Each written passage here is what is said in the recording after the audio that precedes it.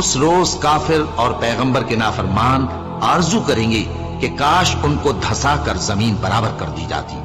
اور وہ اللہ سے کوئی بات چھپا نہیں سکیں گے۔ مومنو،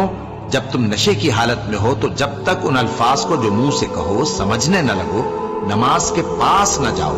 اور جنابت کی حالت میں بھی نماز کے پاس نہ جاؤ یہاں تک کہ غسل کر لو۔ ہاں،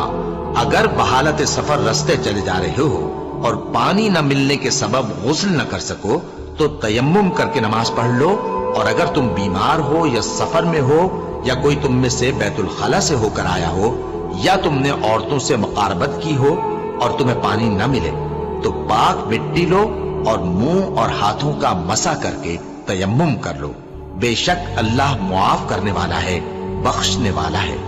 بھلا تم نے ان لوگوں کو نہیں دیکھا جن کو کتاب سے حصہ دیا گیا تھا کہ وہ گمراہی کو خریدتے ہیں اور چاہتے ہیں کہ